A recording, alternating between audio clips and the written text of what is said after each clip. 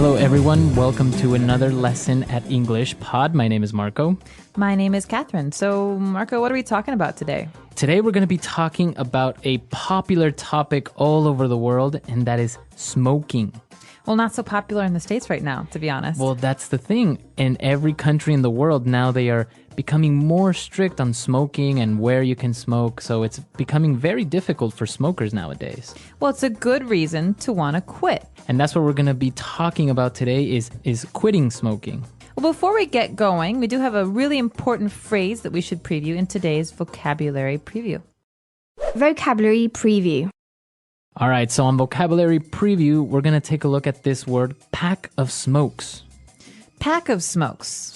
A pack of smokes. So smokes is a word for cigarettes. It's the same thing, smokes or cigarettes. Right, but a pack is, like 20 cigarettes. It's a box of cigarettes. You buy them in a pack. You don't just buy one at a time. So again, the phrase is pack of smokes. Pack of smokes.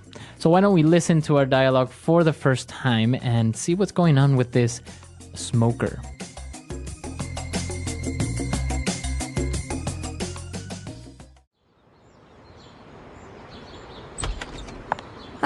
It smells like an ashtray in here. Hi, honey. What's wrong? Why do you have that look on your face? What's wrong? I thought we agreed you were going to quit smoking. No. I said I was going to cut down, which is very different. You can't just expect me to go cold turkey overnight. Look, there are other ways to quit. You can try the nicotine patch or nicotine chewing gum. We spend a fortune on cigarettes every month. And now laws are cracking down and not allowing smoking in any public place. It's not like you can just light up like before. I know. I really am trying, but I don't have the willpower to just quit. I can't fight with the urge to reach for my pack of smokes in the morning with coffee or after lunch. Please understand. Fine, I want a divorce.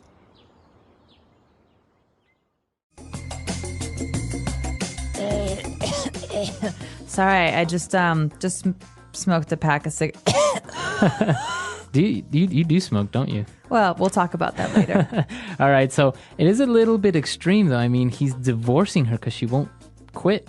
Well, some people really are health conscious and are afraid of the negative side of smoking, which has a lot of health side effects. Yeah. Well, as he was complaining about all the negative effects and the negative aspects of smoking, he did mention, both of them mentioned a lot of great words and phrases, so why don't we take a look at them now in Language Takeaway? Language takeaway. Well, this first word is a word that's very important for any smoker who goes to a bar or a restaurant and needs to put the ash somewhere, right? So when you smoke, there's some ash, there's some messy, dirty stuff, and you need an ashtray to collect it. An ashtray. So an ashtray is something that's usually round or square, and you put it on a table, and it's just very helpful to keep the house clean or restaurant clean. So if you're in a restaurant, you say, hey, can I have an ashtray, please? Mm-hmm. So the residue or the stuff that when you're smoking, it comes out the gray, like dust. It's called ash. Right. And this is a tray. But the complaint here is, it smells like an ashtray in here. That means it smells really, really bad in here. Yeah, it smells like cigarettes. Yeah, so that word again is ashtray. Ashtray. All right. Well, and the guy was complaining and he said, well, I thought you were going to quit smoking. And she said, no. I said I was going to cut down.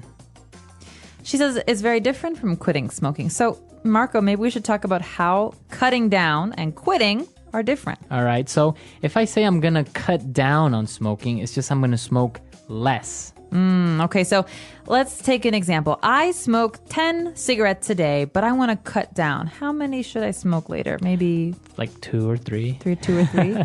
Instead of quitting, so if you quit smoking, that would mean 0. 0 cigarettes. Mm-hmm. No smoking anymore. Right. All right, so you can also cut down on carbs, like carbohydrates. So some people who cut down on carbs eat less bread. They don't eat any pasta. So these are really good ways of trying to talk about dieting as well as smoking. Right. And I think we have a couple of examples of other ways we can use this phrase cut down. So let's listen to them now. Example 1. Our company has decided to cut down our workload, so from now on, we leave at 3 p.m. every Friday. Example 2. You should really cut down on the amount of salt you eat. It's not good for you. Example 3.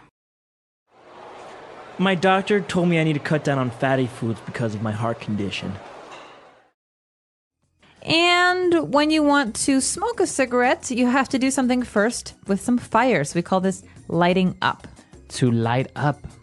So lighting up, it doesn't mean turning on the light. No. It actually means using a lighter or some fire to start your cigarette. Right, so you want to light up with the lighter, matches, or some sort of fire. The husband says, it's not like you can just light up like before. That means it's not like you can just smoke like before. So Right. in some cases, light up means to smoke a cigarette. We're in a movie theater and someone lights a cigarette. And I say, oh, you can't light up in here. Right, so you can't smoke in here. You can't smoke in It's here. another way of saying smoking.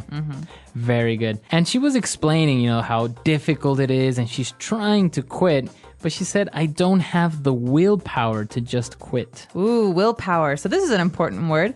Willpower. Willpower. You think of the main part of this word as will. That means the desire to do something. You want to do something. So if I have willpower, I have strong willpower, what am I saying? You're saying that you can make a decision and you can follow your decision. So I decide not to eat cake. I have very strong willpower, so I never eat cake. If I don't have strong willpower, maybe I sometimes cake. secretly eat cake in the middle of the night from my refrigerator. So that happens, right? Sometimes you don't have strong enough willpower, so you kind of eat a little bit of cake. Yeah, when so- nobody's watching. Exactly. And you can have willpower about lots of different things. So this is a great word, again, to use when you're talking about dieting or smoking or drinking. Any type of maybe temptation. Exactly. All right. And well, she said she had this urge to reach for her pack of smokes. Ooh, urge is another good one. And it's very similar to willpower, but an urge is kind of like a physical feeling that makes you want to do something. So you have like this strong desire. So I have the urge to go swimming today. I don't know why, but I really want to. All right. You have an urge. Interesting word. Pregnant women often have these kinds of things too. I have the urge to do something. We also call them cravings. Oh, cravings or urge to do something. All right, interesting. So we've taken a look at these 5 great words, and I think we should listen to our dialogue again. We're going to slow it down just a little bit, and then we'll come back and talk some more.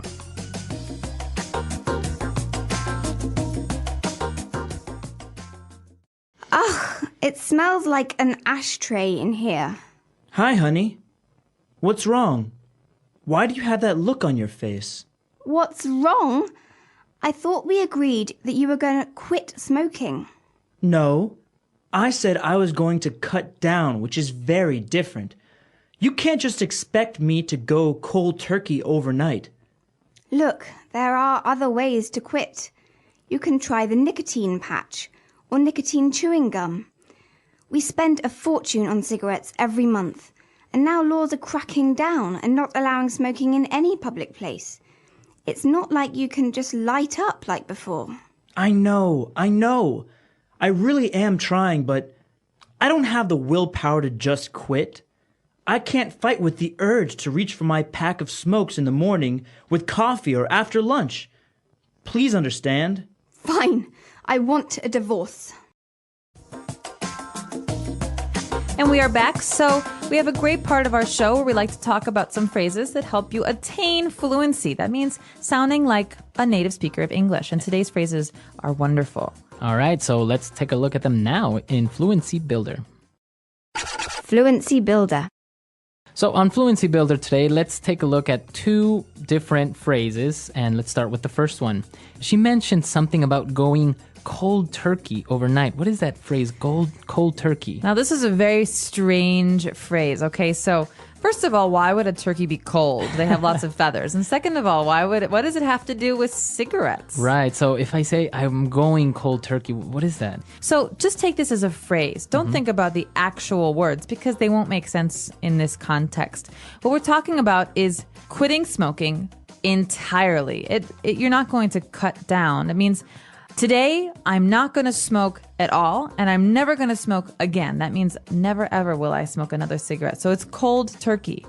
So if I go cold turkey means I stop doing something immediately and suddenly and forever. Entirely. All right. So you can use this phrase for different habits, different things that you do, like drinking, for example, or cutting down on sugar. But generally, we just say this about cigarettes. So it's mostly related to smoking. Yeah, so Going cold turkey. some people like to smoke less, like 1 cigarette a day or 1 cigarette a week. But going cold turkey is supposed to be the hardest. Right. Okay. Going cold turkey. All right. And well, he was explaining the different negative aspects of smoking. He said, well, they spend a fortune on cigarettes every month. And he said, laws are cracking down. So if the laws are cracking down, what is he trying to say there? Well, this is actually a very interesting point because in America right now, it's very hard to smoke in public places. So this means that the government is trying to stop people from smoking. So they say, no more smoking in public places, no more smoking in restaurants, no more smoking in bars.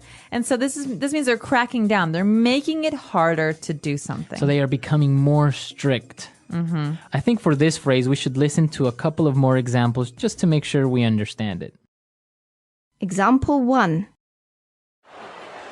The police are cracking down on drunk driving in our city. Example 2.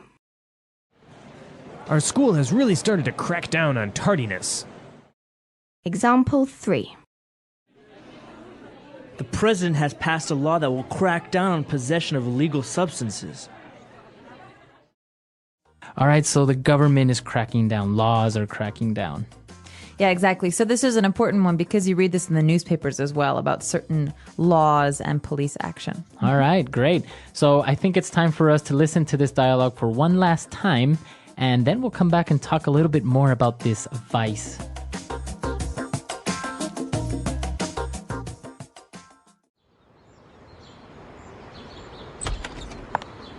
It smells like an ashtray in here.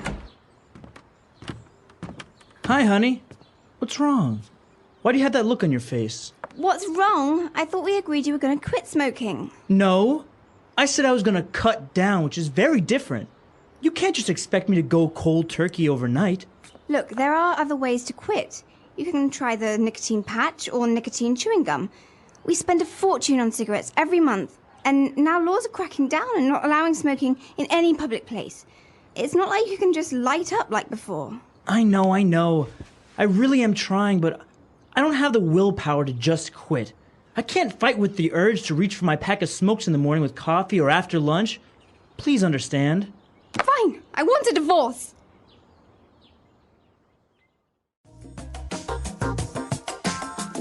So, do you have a problem with this vice, as you call it?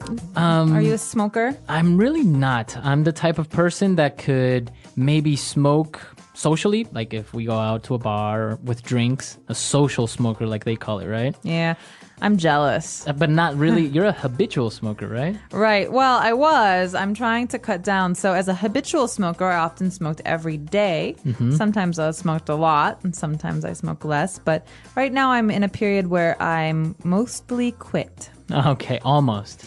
Yeah, well, I haven't smoked in a while, and when I do, it's just 1 cigarette. Now, it is interesting because, like we mentioned, laws are cracking down on where you can smoke, but also taxes and cigarettes are becoming much more expensive, right? Absolutely, especially where I'm from in Chicago. It's easy to spend maybe $10 or $12 on 1 pack of cigarettes. On a pack of cigarettes. Imagine that. Yeah. So, and you have people that can't help smoking 1 or 2 packs a day. Yeah. So how much is that a month? It's just an amazing amount of money. Thousands of dollars. Well, and I have to say, though, a lot of my friends who used to smoke in America have quit. So this is maybe working. The whole thing of making cigarettes more Taxing. expensive. Yeah, making them much more expensive. Now, another interesting thing, and what I was reading recently, is that, those warnings that come on cigarette packs Yeah. that says, smoking kills, smoking causes cancer.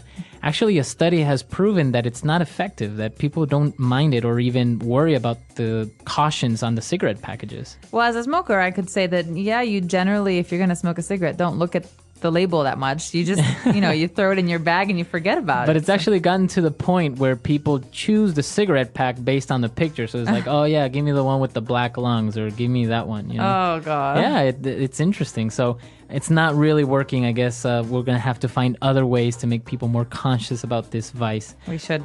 But come to our website at Englishpod.com. Tell us what you think about this vice, smoking. Is it good? Is it bad? Are you a habitual smoker or just a social smoker? Yeah, we also have lots of great stuff, tools for you on our website, and expansion sentences and all that stuff that helps you continue your studies outside of, well, the car or your house. So check it out. Let us know what you think. And until next time. All right, we'll see you there. Bye. Bye.